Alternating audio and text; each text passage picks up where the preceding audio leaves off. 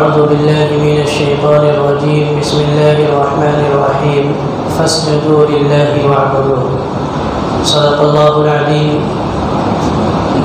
عن أبي هريرة رضي الله تعالى عنه قال قال رسول الله صلى الله عليه وسلم إن الله لا ينظر إلى أجسامكم وصوركم ولكن ينظر إلى قلوبكم وأعمالكم، أو كما قال عليه الصلاة والسلام.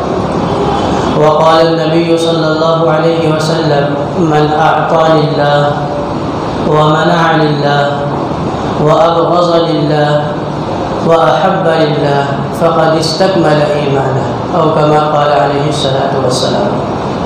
نہایت ہی قابل قدر مصلیان کرام، محترم بزرگوں، نوجوان دوستوں اور عزیز ساتھیوں، گزشتہ جمعہ کی اہمیت اور جمعہ کی فضیلت اور جمعہ کے سلسلے میں ہم مسلمانوں کی کوتاہی کے سلسلے میں کچھ باتیں آپ حضرات کے سامنے عرض کی گئی تھی.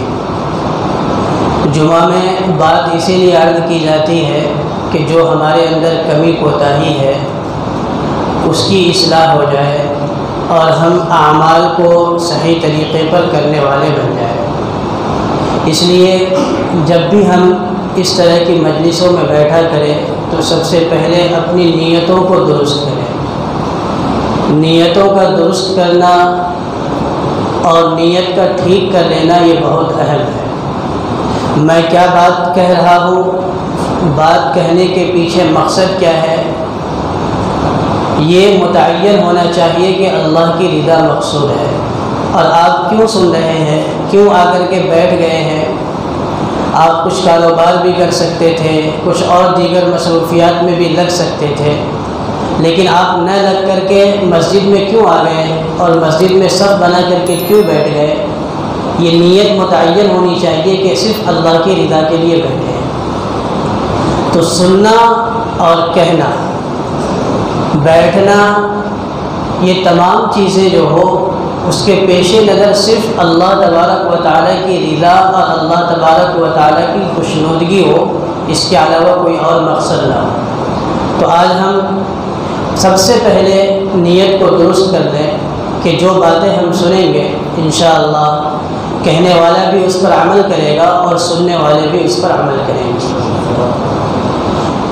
بات یہ ہے کہ ثواب کا جو مدار ہے وہ ثواب کا مدار اللہ نے عملوں پر نہیں رکھا ہے. عجیب سی بات ہے، جمعہ کی نماز کا پڑھنا ایک عمل ہے، لیکن اللہ تبارک و تعالیٰ نے عمل کے اوپر ثواب کا مدار نہیں رکھا ہے. قرآن و حدیث کے مطالعے سے یہ بات معلوم ہوتی ہے کہ ثواب کا دار و مدار اللہ تبارک و تعالیٰ نے اعمال پر نہیں رکھا بلکہ نیتوں پر رکھا ہے. نماز پڑھنے کے لیے ہم آ رہے ہیں، عمل کر رہے ہیں، نماز ادا کر رہے ہیں، لیکن نیت درست نہیں ہے تو نماز کا ثواب نہیں ملے گا. بہت بڑی نیکی کے کام کو ہم انجام دے رہے ہیں، بہت بڑا عمل کر رہے ہیں، دنیا دیکھ کر کے واہ واہ کر رہی ہے، تعریفیں کر رہی ہے، لیکن نیت میں ریاکاری ہے، دکھلاوا ہے، شہرت ہے، تو بہت بڑا عمل بھی اللہ کے نزدیک رائے کے دانے کے برابر بھی حیثیت نہیں رکھتا.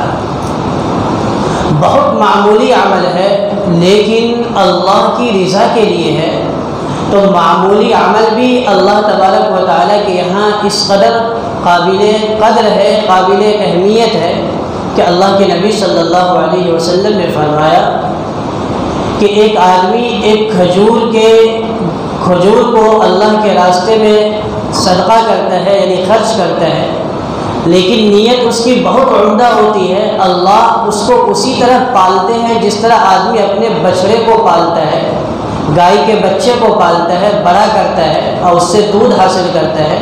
اسی طرح اللہ تبارک و تعالیٰ آدمی کھجور کے گٹلی اللہ کے راستے میں دیتا ہے، اسے اللہ بڑھاتے ہیں بڑھاتے ہیں بڑھاتے ہیں، اتنا بڑھاتے ہیں کہ احد پہاڑ کے برابر ہو جاتا ہے. تو نیتوں کا میں جو بات عرض کرنے کی کوشش کر رہا ہوں، خدا کرے کہ یہ بات میری بھی سمجھ میں آئے، کیونکہ بات کہہ دینا آسان ہے لیکن اس پر عمل کرنا مشکل ہے. اسی لیے علماء، صلحاء، مشائخین یہ بات بہت زور دے کر فرماتے ہیں کہ نیتوں کو ٹٹولتے رہو.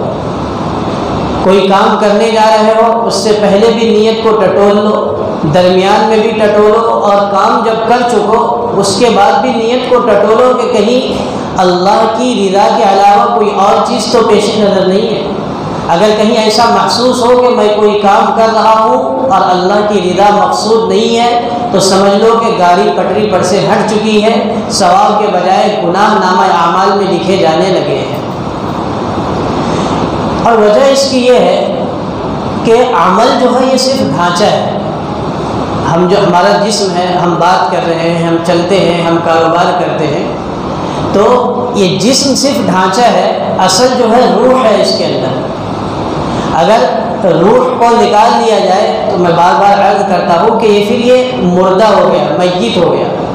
بھائی مجھ سے محبت کر رہا ہے، بیوی آپ سے محبت کر رہی ہے، والدہ آپ سے محبت کر رہی ہے، والد آپ سے محبت کر رہا ہے، اس لیے کہ جسم کے اندر روح ہے.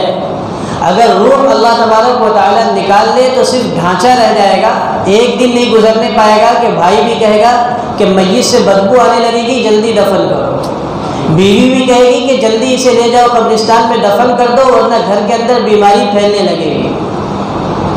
تو ڈھانچے کی ہماری اور آپ کی جو جسم ہے، ڈھانچہ ہے، اس ڈھانچے کی اہمیت نہیں ہے، اس کے اندر جو روح ہے اس کی اہمیت ہے. روح جب تک ہے جب تک آپ کو سب ہاتھوں ہاتھ لیں گے، کیا بہترین آدمی ہے، کیا اس کے اندر صلاحیت ہے، کیا بہترین کام کرتا ہے. لیکن جو ہی روح نکل گئی اب آپ کی تمام کی تمام اہمیت ختم ہو گئی. بالکل اسی طرح اعمال جتنے کے جتنے ہیں سب کے سب ڈھانچے ہیں، اور نیت جو ہے یہ روح ہے. عمل کے اندر سے اگر نیت کو نکال لیا جائے تو عمل صرف ڈھانچہ رہ جاتا ہے. جس طرح انسان کے اندر سے روح کو نکال لیا جائے تو صرف میت کہا جاتا ہے، اسی طرح عمل کے اندر سے اخلاص نیت کو نکال لیا جائے، خلوص کو نکال لیا جائے تو پھر وہ ڈھانچہ ہے، اس کا اللہ تبارک و تعالیٰ کے یہاں کوئی اہمیت اس کی نہیں ہے. اس لیے کہتے ہیں کہ جو عمل اچھے نیت سے کیے جائیں، اعمال کیے جائیں، وہ اعمال اللہ تبارک و تعالیٰ کے یہاں مقبول ہیں. اور جو اعمال نیت کی درستگی کے ساتھ نہ کیے جائیں، یعنی غلط نیت سے کیے جائیں، تو وہ اللہ تبارک و تعالیٰ کے یہاں مردود ہے. علماء نے مسئلہ لکھا ہے کہ ایک آدمی کسی سے قرض لیتا ہے اور قرض لینے کے بعد بلکہ قرض لیتے وقت ہی اس کی نیت ہے کہ میں واپس نہیں کروں گا. اب جس نے قرض دیا ہے وہ مانگتا ہے کہ بھائی میرا قرض واپس کر، کہتا ہے دے دیتا ہوں بعد میں، پھر کہتا ہے دے دیتا ہوں بعد میں. لیکن وہ تو لیتے وقت ہی نیت کر لیا تھا کہ میں اس کو دوں گا ہی نہیں. کافی دنوں تک، مہینوں سے سال ہو گئے، سال کے 2 سال ہو گئے. اب جس نے قرض دیا تھا وہ پریشان ہو کر کے کہتا ہے جانے دے، میں نے تجھے معاف کیا، وہی وہ چاہ رہا تھا. فرمایا کہ جس آدمی نے قرض لیا اور اس کی نیت یہ ہے کہ واپس نہیں کروں گا، وہ چور ہے. نیت کی خرابی کی وجہ سے. ایک آدمی نکاح کرتا ہے، مہر واجب ہے. اب وہ نکاح کرتے وقت ہی یہ نیت کر لیتا ہے کہ جتنے مہر طے کرنی ہو کر لو، مجھے تو دینا ہے ہی نہیں. جیسا کہ ہمارے معاشرے میں یہ برائی پھیل چکی ہے، مہر کا ادا کرنا واجب اور ضروری ہے. آدمی یہ نیت کر لے رہا ہے کہ مہر ادا نہیں کروں گا، جتنا 50,000، 1 لاکھ، 2 لاکھ، جتنا مہر متعین کرنا آپ لوگ کیجئے، دل میں ارادہ یہ ہے کہ میں ادا نہیں کروں گا. علماء نے لکھا ہے کہ اگر آدمی نکاح کرتا ہے اور مہر کی ادائیگی کی نیت نہیں ہے تو بدکاری کرنے والا ہے، نیت خراب ہے. تو میں یہ عرض کرنا چاہ رہا ہوں کہ اصل مدار جو ہے اعمال کی قبولیت کا وہ نیتوں پر ہے. نیت اگر درست ہے تو اعمال اللہ کے نزدیک مقبول ہے، اور اگر نیت درست نہیں ہے تو اعمال اللہ کے نزدیک مردود، رائگاں، بیکار ہے. اس کے برخلاف ایک آدمی کی نیت اچھی ہے لیکن عمل نہیں کر پایا تو اللہ تبارک و تعالیٰ اتنے قدردان ہیں کہ صرف نیت ہونے کی وجہ سے ثواب عنایت فرما دیں گے. مثال کے طور پر ابھی جمعہ کی نماز 1:50 پہ اپنی مسجد میں ہے۔ ایک آدمی کو یہ معلوم ہوا، کسی نے بتایا، غلط فہمی ہوئی کہ نہیں، مسجد نور میں جمعہ کی نماز 2 بجے ہے۔ اب وہ اپنے گھر سے اس اعتبار سے تیاری کر کے آیا کہ 2 بجے مسجد کے اندر، ایک مثال پیش کرا، ورنہ تو جمعہ کے دن پہلے ہی پہنچنا چاہیے جیسا کہ میں نے پچھلے ہفتے عرض کیا۔ تو آدمی یہ نیت کر کے آیا، بلکہ جمعہ کی نماز کو آپ چھوڑ دیجئے، عشاء کی نماز کسی اور وقت کی نماز کو مثال کے طور پر لیجئے، پتہ چلا کہ عشاء کی نماز 8 بجے 8:15 بجے ہے، اور وہ گھر سے نکلا کہ 8:15 بجے میں مسجد جاؤں گا اور عشاء کی نماز جماعت کے ساتھ ادا کر لوں گا۔ لیکن جب مسجد آیا تو پتہ چلا کہ 8 بجے جماعت کھڑی ہوئی اور 8:15 بجے سے پہلے جماعت مکمل ہو گئی۔ علماء نے صاف طور پر لکھا ہے کہ اس آدمی کو مکمل جماعت کے ساتھ نماز پڑھنے کا ثواب ملے گا۔ نیت درست ہے، اس نے ارادہ کر رکھا تھا کہ میں 8:15 بجے پہنچ کر کے امام کے ساتھ تکبیر اولیٰ کے ساتھ نماز ادا کروں گا، غلط فہمی ہوئی، 8 بجے جماعت کھڑی ہو گئی، آتے ہی نماز ختم ہو گئی، نیت کے درست ہونے کی وجہ سے اس کو مکمل ثواب مل رہا ہے۔ بخاری شریف کی روایت ہے، اللہ کے نبی صلی اللہ علیہ وسلم نے فرمایا کہ ایک آدمی مالدار ہے اور وہ اللہ کے راستے میں خرچ کرتا ہے، نیکی کے راستوں میں خوب خرچ کرتا ہے۔ ایک آدمی غریب ہے، وہ اس کو دیکھتا ہے کہ وہ اللہ کے راستے میں خوب خرچ کر رہا ہے، تو اس کے دل میں یہ آرزو پیدا ہوتی ہے، یہ تمنا آتا ہے کہ کاش اللہ تبارک و تعالیٰ اس مالدار کی طرح مجھے بھی مال و دولت دیے ہوتے تو میں بھی نیکی کے راستوں میں خرچ کرتا، یہاں بھی خرچ کرتا، یہاں بھی خرچ کرتا، یہاں بھی خرچ کرتا۔ اللہ کے نبی صلی اللہ علیہ وسلم نے فرمایا کہ وہ بیچارہ غریب اور مفلس آدمی خرچ نہیں کر سکتا ہے، لیکن آرزو اور تمنا ہے اللہ تبارک و تعالیٰ مالدار جتنا خرچ کر رہا ہے، جیسا ثواب اس کو عنایت فرمائیں گے ویسا ہی اس آرزو رکھنے والے کو بھی عنایت فرما دیں گے۔ اللہ کی یہاں کمی نہیں ہے۔ اور اگر اس کے برعکس معاملہ ہو، ایک آدمی کو اللہ نے مال و دولت دی ہے اور وہ غلط طریقوں پہ مال کو لگا رہا ہے، ناچ گانے میں لگا رہا ہے، غلط قسم کے لوگوں کو دے رہا ہے، برائیوں کو رواج دینے میں لگا رہا ہے، پیسے خرچ کر رہا ہے۔ ایک آدمی غریب ہے، اس کو دیکھ رہا ہے اور اس کے دل میں یہ آرزو آتی ہے کہ کاش اللہ تبارک و تعالیٰ مجھے بھی مال و دولت دیے ہوتے تو میں بھی ناچ گانے کرواتا، نعوذ باللہ، میں بھی یہ برائی میں شرکت کرتا، میں بھی اس برائی میں شرکت کرتا۔ فرمایا اللہ کے نبی صلی اللہ علیہ وسلم نے کہ وہ آدمی برائی نہیں کر رہا ہے، لیکن برائی کرنے کی آرزو ہے، اس کو بھی اتنا ہی گناہ ملے گا جتنا کہ برائی کرنے والے کو گناہ ملے گا۔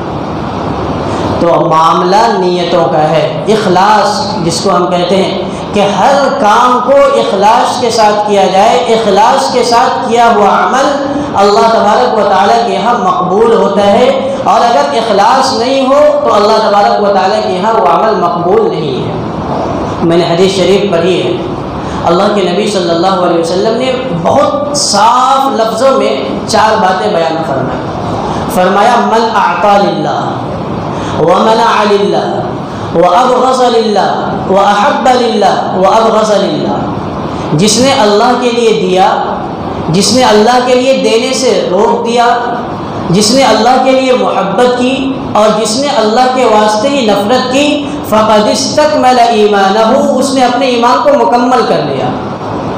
اخلاص کی بہترین تعلیم دی ہے اللہ کے نبی صلی اللہ علیہ وسلم نے کہ دیکھو اخلاص یہ ہے کہ تمہارا دینا بھی، تمہارا لینا بھی، تمہارا محبت کرنا بھی، تمہارا نفرت کرنا بھی سب اللہ کے واسطے ہو۔ اگر کسی کو کچھ تم دے رہے ہو تو اس میں پیش نظر یہ ہو کہ اللہ تبارک و تعالیٰ کی رضا حاصل ہو جائے، اللہ کی رضا مقصود ہو۔ آج جو ہم یہ کہتے ہیں نا کہ نیکی کا زمانہ نہیں رہا، زبان پہ الفاظ آتے ہیں کہ اب نیکی کا زمانہ نہیں رہا، اس جملے پر غور کیا کہ ہم جو کہتے ہیں کہ نیکی کا زمانہ نہیں رہا، کہ یہ جملہ درست ہے؟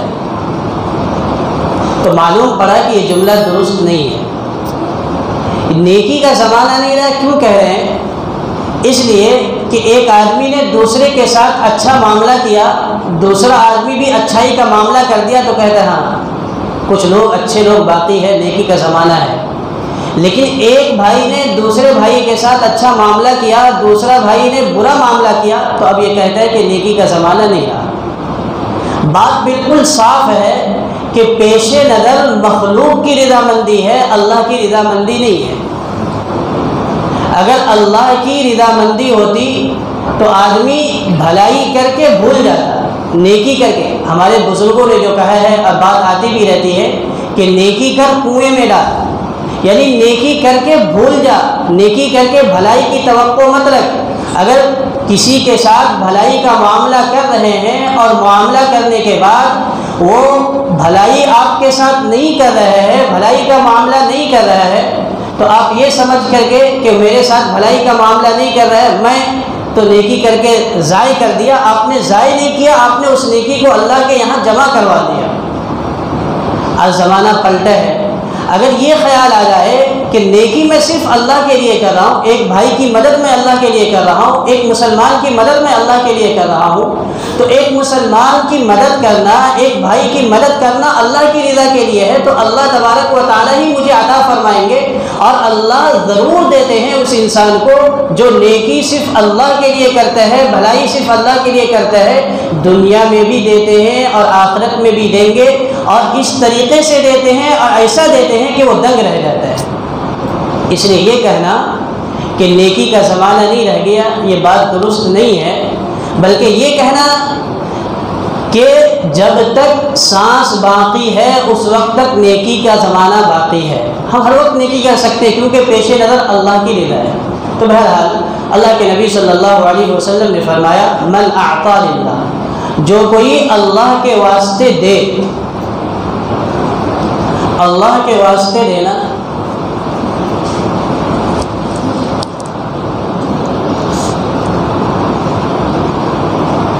جو لوگ ادھر ادھر ہیں برائے کرم مجلس میں آ جائیں، جمعہ کے لیے آ جانا، ہم جمعہ کی تیاری کر کے آتے ہیں، ذہن منتشر ہوتا ہے، جہاں آپ کو جگہ مل جائے آگے پیچھے مسجد کے اندرونی حصے میں یا اوپر کے حصے میں، مسجد کے اندر تشریف لایا کریں۔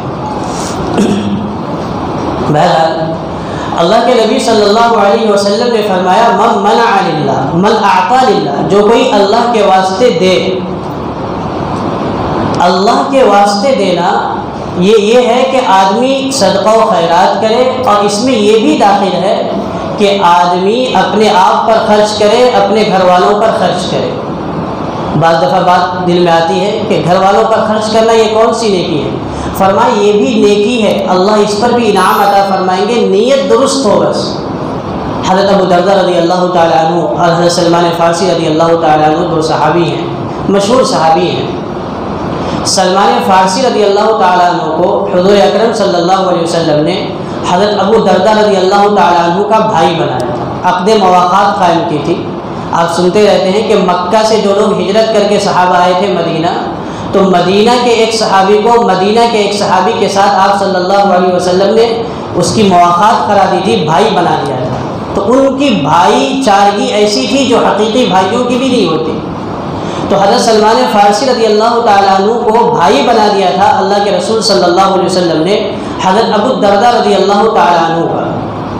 حضرت ابو الدرداء رضی اللہ تعالیٰ عنہ ایک مرتبہ باہر گئے، حضرت سلمان فارسی رضی اللہ تعالیٰ عنہ ملاقات کے غرض سے گئے، ان کے گھر پہ گئے تو دیکھا حضرت ابو الدرداء رضی اللہ تعالیٰ عنہ کی بیوی جو ہے میلے کچیلے کپڑے میں۔ تو ذرا ان کو تعجب ہوا کہ ابو درداء باہر گئے ہیں، سفر پر نہیں ہے بلکہ مدینہ سے باہر کسی کام سے گئے، چند گھنٹوں میں واپس لوٹ آئیں گے، تو ان کی بیوی اتنی میلی کچیلی کیوں ہے؟ پوچھا کہ ابو درداء کا تمہارے ساتھ کیا سلوک ہے؟ تو ان کی بیوی نے کہا کہ ابو درداء دنیا کی طرف رغبت نہیں رکھتے، اشارے میں کہہ دیا کہ اس کو مجھ سے کوئی تعلق نہیں ہے، میاں بیوی کے درمیان جو تعلقات ہوتے ہیں۔ تو حضرت ابو الدرداء رضی اللہ تعالیٰ عنہ کی بیوی سے یہ بات سن کر کے حضرت سلمان فارسی رضی اللہ تعالیٰ عنہ ٹھہر گئے۔ حضرت ابو الدرداء رضی اللہ تعالیٰ عنہ واپس آئے، جب وہ گھر پر آئے تو کھانا تیار کروایا، حضرت سلمان فارسی رضی اللہ تعالیٰ عنہ کھانے کے لیے بیٹھے، تو ابو الدرداء رضی اللہ تعالیٰ عنہ کو بھی بولا، کہا کہ آپ بھی کھانا کھاؤ۔ حضرت ابو الدرداء رضی اللہ عنہ نے کہا کہ میں روزے سے ہوں۔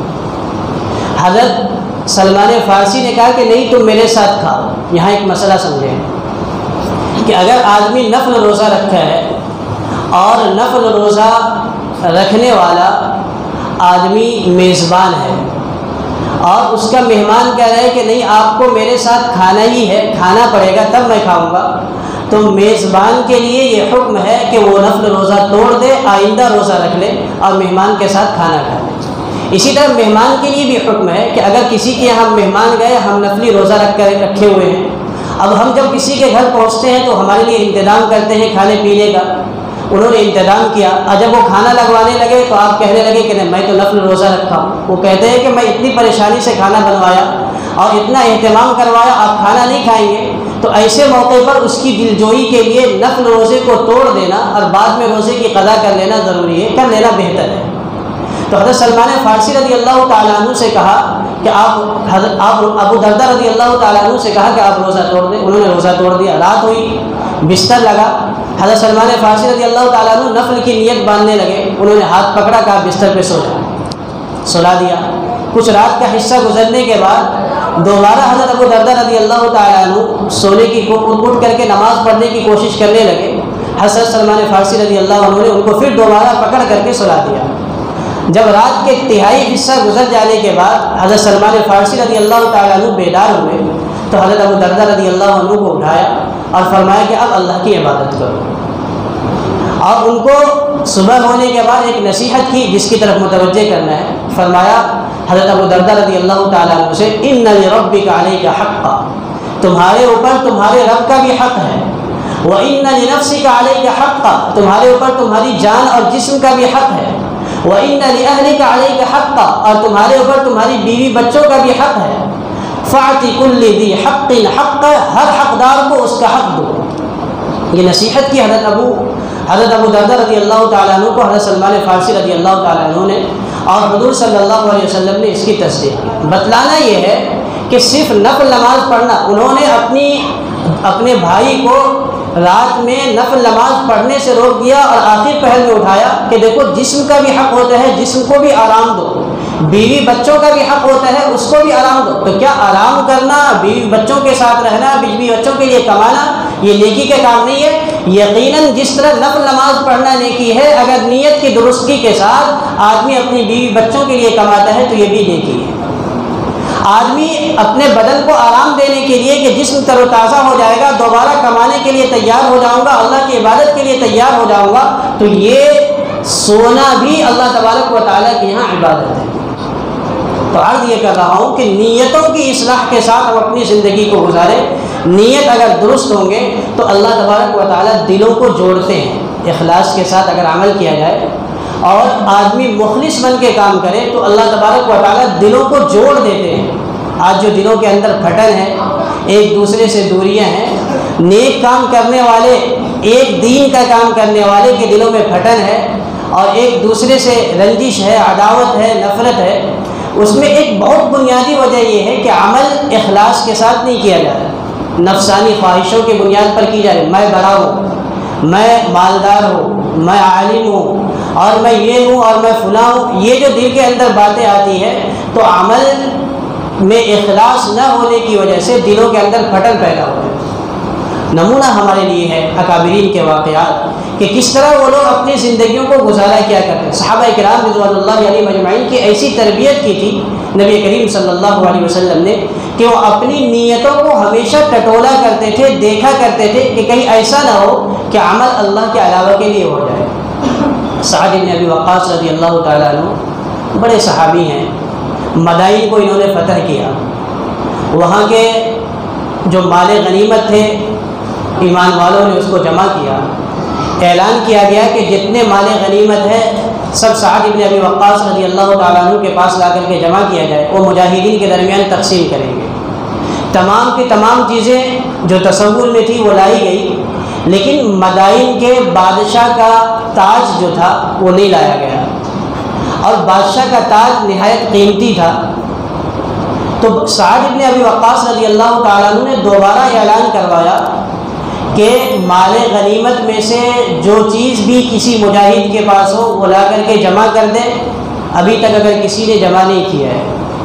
تو تھوڑی دیر کے بعد ایک نوجوان صحابی مجاہد پھٹے پرانے کپڑے پہنے ہوئے ہیں، کپڑے کو اپنے منہ کو کپڑے سے باندھ کر کے چھپائے ہوئے ہیں، اور وہ تاج لے کر کے آتے ہیں اور سعد بن ابی وقاص رضی اللہ تعالیٰ عنہ کے پاس رکھ دیتے ہیں۔ حالانکہ اگر وہ نہیں دیتے تو کسی کو پتہ نہیں چلتا، اور وہ تاج اس قدر قیمتی ہے کہ تاریخ کی کتابوں میں یہ بات ملتی ہے کہ وہ ان کی نسلیں اس سے کھا سکتی تھی، آرام سے زندگی بسر کر سکتی تھی، لیکن پھٹا پرانا کپڑا ہے اور اپنے چہرے پر وہ کپڑا باندھے ہوئے ہیں۔ شروع میں دل میں خیال آیا ہوگا کہ رکھ لیتا ہوں، لیکن جب دوبارہ اعلان ہوا تو اپنے دل پر پتھر رکھا ہو اور تاج کو اٹھا کر کے حضرت سعد بن ابی وقاص رضی اللہ تعالیٰ عنہ کے پاس لے کر کے آ گئے اور وہاں پہ رکھ دیا۔ سعد بن ابی وقاص رضی اللہ تعالیٰ عنہ نے جب دیکھا کہ اپنے کپڑے سے منہ کو باندھے ہوئے ہیں تو انہوں نے کہا کہ اے مجاہد، اپنا نام اور اپنے والد کا نام تو بتائے جاؤ، تم نے بڑا کام کیا ہے، کوئی اس طرح کہاں لا کر کے دیتا ہے اتنی قیمتی چیز؟ تو اس وقت جو انہوں نے جواب دیا وہ بتانا مقصود ہے۔ وہ مجاہد پھٹے پرانے کپڑے میں ہیں اور اپنے چہرے کو چھپائے ہوئے ہیں، پلٹ کر کے دیکھا بھی نہیں، اور سعد بن ابی وقاص رضی اللہ تعالیٰ عنہ سے کہا کہ جس اللہ کے لیے میں نے یہ تاج لا کر کے آپ کے پاس رکھ دیا ہے، وہ اللہ میرا بھی نام جانتا ہے، میرے باپ کا بھی نام جانتا ہے، مجھے اپنا نام بتانے کی اور اپنے باپ کے نام بتانے کی ضرورت نہیں ہے۔ سعد بن ابی وقاص رضی اللہ تعالیٰ عنہ پر ایسا اثر پڑا ہے کہ سعد بن ابی وقاص رضی اللہ تعالیٰ عنہ کہتے ہیں کہ جب بھی کبھی موقع آیا تو میں کسی مصیبت میں گرفتار ہوتا تھا اور کسی پریشانی میں مبتلا ہوتا تھا تو میں اس نوجوان کے اس عمل کو میں اللہ کے سامنے پیش کرتا تھا اور کہتا تھا کہ اللہ، وہ نوجوان جو تاج اپنے پاس رکھا تھا اس کو ضرورت تھی، حاجت تھی، اور وہ تاج میرے پاس لا کر کے رکھ دیا، اور میں نے اس سے کہا کہ نوجوان اپنا نام اور اپنے باپ کا نام تو بتلاؤ، تو نوجوان کہنے لگا کہ جس اللہ کے لیے میں نے لا کر کے جمع کیا ہے وہ اللہ میرا اور میرے باپ کا نام جانتا ہے، اللہ اس نوجوان کے اس عمل کی برکت سے میری دعا کو قبول فرما۔ سعد بن ابی وقاص فرماتے ہیں کہ میں نے جب بھی دعا مانگی میری دعا قبول ہوئی ہے۔ تو اخلاص نیت کے ساتھ جب کوئی عمل کیا جاتا ہے تو اللہ تبارک و تعالیٰ کے یہاں وہ قبولیت سے سرفراز ہوتی ہے۔ کئی ایک واقعات ہیں اور کئی ایک نمونے ہیں کہ آپ کے سامنے پیش کیے جائے۔ مقصد یہ ہے کہ دل کو متوجہ کیا جائے، دماغ کو متوجہ کیا جائے کہ ہم جو بھی عمل کریں گے اللہ کے لیے کریں گے۔ مسجدوں کا بنا دینا، مدارس کا چلا لینا، دینی تنظیموں اور تحریکوں کا چلا دینا اور کاموں میں لگ جانا یہ بہت بڑا کام نہیں ہے، ان کاموں کو کرتے ہوئے نیت کو خالص رکھنا یہ بڑا کام ہے۔ خلوص نیت کے ساتھ، دل کی صفائی کے ساتھ اللہ کی رضا کو حاصل کرنے کے لیے اعمال کا کرنا یہ بہت اہم کام ہے، یہ بہت اہم چیز ہے۔ اگر نیت کی صفائی نہ ہو اور آدمی نیت کے صفائی کے بغیر عمل کو کرے گا تو یہ ریاکاری ہے۔ اور اللہ کے نبی صلی اللہ علیہ وسلم نے ایک موقع پر صحابہ کرام کو متوجہ کرتے ہوئے فرمایا کہ اے صحابہ، تم اللہ تبارک و تعالیٰ سے جب الحزن سے پناہ مانگو۔ صحابہ نے کہا اللہ کے رسول صلی اللہ علیہ وسلم جب الحزن کیا ہے؟ فرمایا جہنم کے اندر ایک وادی ہے اور ایسی وادی ہے کہ اس وادی سے جہنم بھی 400 مرتبہ روزانہ پناہ مانگتی ہے۔ اتنی خطرناک وادی ہے، اس قدر ہولناک وادی ہے کہ جہنم بھی اس وادی سے روزانہ 1 2 5 10 50 100 مرتبہ نہیں بلکہ روزانہ 400 مرتبہ پناہ مانگتی ہے۔ صحابہ نے پوچھا اللہ کے نبی صلی اللہ علیہ وسلم، اس قدر ہولناک جگہ جس سے جہنم بھی روزانہ 400 مرتبہ پناہ مانگے، وہاں جائیں گے کون لوگ؟ فرمایا میری امت کے ریاکار لوگ جائیں گے، جو لوگ دکھلاوے کے لیے کام کریں گے۔ مقصد دکھلاوا ہے، مقصد یہ ہے کہ شہرت حاصل ہو جائے، مقصد یہ ہے کہ بڑا کہلایا جاؤ، مقصد یہ ہے کہ بڑا عالم کہلایا جاؤ، مقصد یہ ہے کہ بڑا قاری کہلایا جاؤ، مقصد یہ ہے کہ بڑا داعی کہلایا جاؤ، مقصد یہ ہے کہ بڑا دین کا کام کرنے والا کہا جاؤ۔ فرمایا کہ جو آدمی اس طرح کا عمل کرے گا کل قیامت کے دن جب الحزن میں ڈالا جائے گا، اور جب الحزن وہ وادی ہے جس سے جہنم بھی روزانہ 400 مرتبہ پناہ مانگتی ہے۔ اس لیے خدا کے واسطے جو عمل ہم کرتے ہیں اس کو اللہ کے لیے خالص رکھیں، اللہ کے لیے ہی عمل کو کریں۔ نیت پارس کی طرح ہے، ہم نے سنا کتابوں میں پڑھا کہ پارس ایک پتھر ہوتا ہے جسے تانبے پر بھی رگڑ دیا جائے تو تانبا سونا بن جاتا ہے، اسی طرح نیت پارس کی طرح ہے، اس کو اگر ہم درست کر لیے تو معمولی عمل بھی سونے کی طرح ہو جائے گا، اور اگر یہ درست نہیں ہے تو بڑے سے بڑا عمل کرتے رہے اللہ تبارک و تعالیٰ کے نزدیک اس کی کوئی اہمیت نہیں ہے۔ اللہ تبارک و تعالیٰ ہم سب کو اخلاص نیت کے ساتھ، نیت کی درستگی کے ساتھ اعمال کو کرنے کی توفیق نصیب فرمائے۔ کام کرتے رہے، جو بھی نیک عمل کرنے کی توفیق اللہ تبارک و تعالیٰ عطا فرما دے۔ ان نیکی کے کام کو کرے۔ بات آتی رہتی ہے کہ نیکی کے کام کو کرنا، خود دیندار بننا اور دوسروں کو دیندار بنانے کی فکر کرنا بڑا کام ہے اور ہم سب کی ذمہ داری ہے۔ دین کا کام کرنا، دین کی ذمہ داریوں کو لینا، یہ بہت بڑا کام ہے، ہم سب کی ذمہ داری ہے۔ کام ہم کو ہی کرنا ہے۔ دین کے جو بھی شعبے ہیں، تعلیم کا شعبہ ہے، تزکیہ کا شعبہ ہے، دعوت و تبلیغ کا شعبہ ہے، خدمت خلق کا شعبہ ہے، جو بھی شعبے ہیں ان تمام شعبوں میں کام ہم کو ہی کرنا ہے۔ لیکن کرنا کیسے ہے؟ اخلاص کے ساتھ کرنا ہے۔ اگر ہم نے کام کیا لیکن اخلاص کے ساتھ نہیں کیا، اللہ تبارک و تعالیٰ کے نزدیک اس کی کوئی اہمیت نہیں ہے۔ اس لیے بزرگوں، ہم خود بھی نیک کام کرنے کی کوشش کریں اور لوگوں کو بھی نیک بنانے کی کوشش کریں، اپنے دل کو بھی درست رکھیں، اپنی بھی نیت کی اصلاح کرتے رہیں اور اپنے دوستوں، اپنے گھر والوں کی بھی نیت کی درستگی کی فکر کرتے رہیں۔ اگر اس طرح ہم اپنی زندگی گزارتے رہیں گے تو انشاءاللہ اس کی برکتیں ہم دنیا کے اندر بھی دیکھیں گے اور اللہ تبارک و تعالیٰ آخرت میں بھی ہمیں کامیابی سے سرفراز فرمائیں گے۔ اللہ تبارک و تعالیٰ جو باتیں کہی گئی ہے اس پر مجھے بھی اور آپ تمام حضرات کو عمل کرنے کی توفیق نصیب فرمائے۔ گزشتہ 4 جمعوں سے چند اعلانات ہیں، آپ پہلے ہی سماعت فرما لیں۔ گزشتہ 4 جمعوں سے دھولیا اجتماع کے تعلق سے اعلان کیے جا رہے ہیں، اور اعلان یہ ہے کہ دھولیا میں 15، 16، 17 دسمبر کو اجتماع ہے، جس میں شرکت کے لیے ہر علاقے سے بس کا انتظام کیا گیا ہے۔ الحمدللہ اپنی مسجد سے بھی بس کا انتظام کیا گیا ہے۔ آنے جانے کا کرایہ 1000 روپے ہے۔